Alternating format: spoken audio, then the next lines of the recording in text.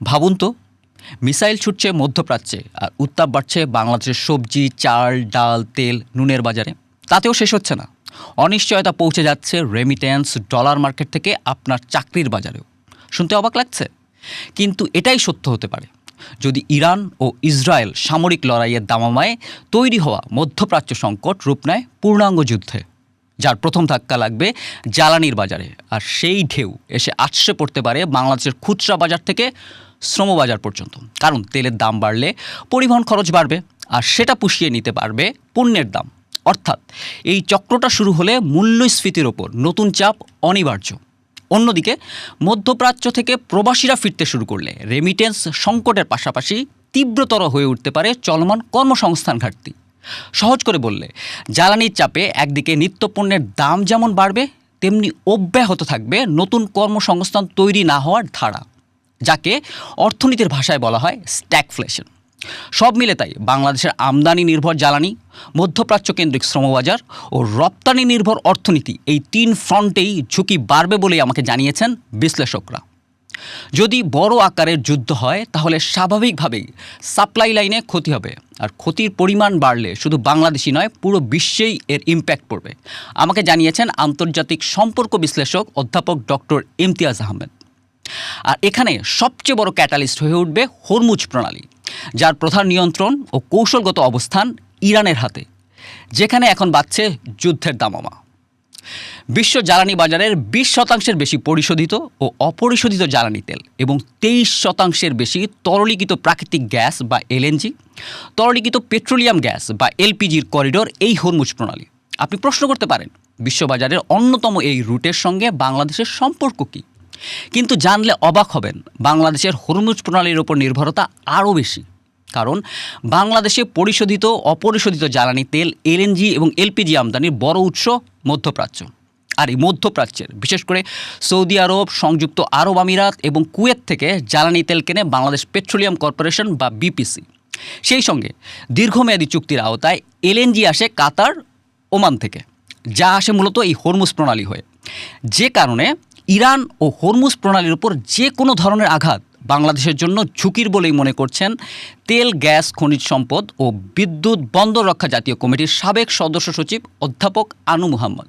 তিনি আমাকে বলেছেন, দীর্ঘমেয়াদে যুদ্ধ চললে এবং হরমুজ প্রণালী বন্ধ হয়ে থাকলে আমাদের জ্বালানিতে প্রভাব পড়বেই, কারণ আমাদের মোট জ্বালানি প্রধানত মধ্যপ্রাচ্য নির্ভর। যা নিয়ে এক ধরনের ঝুঁকি ইতিমধ্যেই তৈরি হয়েছে, কারণ অর্থ মন্ত্রণালয়ের তথ্য মতে চলতি বছরের প্রথম 6 মাসের জন্য মোট 15 লাখ টন অপরিশোধিত তেল কেনার কথা রয়েছে বাংলাদেশে, যার 14 লাখ টনই আসবে সংযুক্ত আরব আমিরাতের আবুধাবি ন্যাশনাল অয়েল কোম্পানি বা অ্যাডনক এবং সৌদি আরবের আরামকো থেকে। পরিশোধিত তেলের ক্ষেত্রে এই সময়ে বাংলাদেশ পেট্রোলিয়াম কর্পোরেশন যে 13,80,000 টন তেল কেনার সিদ্ধান্ত নিয়েছে, তারও একটা বড় অংশ আসবে সংযুক্ত আরব আমিরাতের এমিরেটস ন্যাশনাল অয়েল কোম্পানি থেকে। অন্যদিকে এলপিজি আমদানি মধ্যপ্রাচ্য নির্ভর না হলেও দীর্ঘমেয়াদী চুক্তির আওতায় কাতার এবং ওমান থেকে এলএনজি আমদানি করে বাংলাদেশ, যেখানে শুধু কাতার থেকেই প্রতি বছর আমদানিকৃত এলএনজির প্রায় 40% আসে। সুতরাং হরমুজ প্রণালী এড়িয়ে ভিন্ন পথে এত জ্বালানি আমদানি করতে গেলে বাংলাদেশের খরচ বাড়বে নিঃসন্দেহে। কিন্তু যদি আমদানি বন্ধ হয়ে যায় বা বড় ধরনের সংকট তৈরি হয়, তাহলে কি হবে? জ্বালানি বিশেষজ্ঞ ও ইন্ডিপেন্ডেন্ট ইউনিভার্সিটির উপাচার্য অধ্যাপক তামিম আমাকে জানিয়েছেন, জ্বালানির দাম বাড়লে সংকট তৈরি হবে, আর তাতে সরকার যদি ভর্তুকি না দেয় তাহলে তার প্রভাব পড়বে সব খাতে, যা বাড়িয়ে দেবে মূল্যস্ফীতির পারদ। যেসব জায়গায় গ্যাস ব্যবহৃত হয়, সেটা হোক পরিবহন বা পোশাক খাত, শিল্প বা যে জায়গায় হোক, সব জায়গায় উৎপাদন খরচ বাড়বে। এর প্রভাব পড়বে শ্রমবাজারেও, বলছিলেন তিনি। এর সঙ্গে মধ্যপ্রাচ্যের বিভিন্ন দেশে যেভাবে যুদ্ধ ছড়িয়ে পড়ছে, তাতে যদি প্রবাসীরা দেশে ফিরতে শুরু করেন, তাহলে জানেন হয়তো বাংলাদেশের প্রায় 80% প্রবাসীর বসবাসী মধ্যপ্রাচ্যে। জনশক্তি, কর্মসংস্থান ও প্রশিক্ষণ ব্যুরোর তথ্য অনুযায়ী 2024 সালে 10 লাখের বেশি কর্মী বিদেশে গেছেন, যার 89%-ই ঠিকানা ছিল সৌদি আরব, মালয়েশিয়া, কাতার, সিঙ্গাপুর ও সংযুক্ত আরব আমিরাত। সুতরাং প্রবাসীদের ফিরতে হলে রেমিট্যান্স আয়ে বড় ধরনের ঝুঁকি আসবে, যা আবার দেশের শ্রমশক্তি বাজারেও বড় ধরনের প্রভাব ফেলবে বলে মনে করেন ইমতিয়াজ আহমেদ। এজন্য বাংলাদেশকে সবচেয়ে খারাপ পরিস্থিতি বিবেচনায় রেখে সব ধরনের আগাম প্রস্তুতি নিয়ে রাখার পরামর্শই দিচ্ছেন তিনি।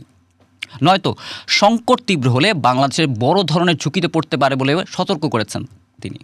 এদিকে পুরো বিষয় নিয়ে উদ্বিগ্ন বাংলাদেশও, কারণ একদিকে হরমুজ প্রণালী বন্ধ হয়ে গেলে জ্বালানি সংকটের পাশাপাশি ঘনীভূত হবে মধ্যপ্রাচ্য থেকে আসা রেমিটেন্স তথা ডলার সংকট। এ নিয়ে ইতোমধ্যেই জরুরি বৈঠক করেছে বাংলাদেশের পররাষ্ট্র মন্ত্রণালয়। জানানো হয়েছে বাংলাদেশ সরকার তেহরানে অবস্থিত বাংলাদেশ মিশনের স্থাপনা, কূটনৈতিক ও অন্যান্য কর্মকর্তা কর্মচারীদের ইরানে অধ্যয়নরত বাংলাদেশের শিক্ষার্থীদের নিরাপত্তা ও সুরক্ষা নিশ্চিত করতে প্রয়োজনীয় কার্যক্রম শুরু করেছে।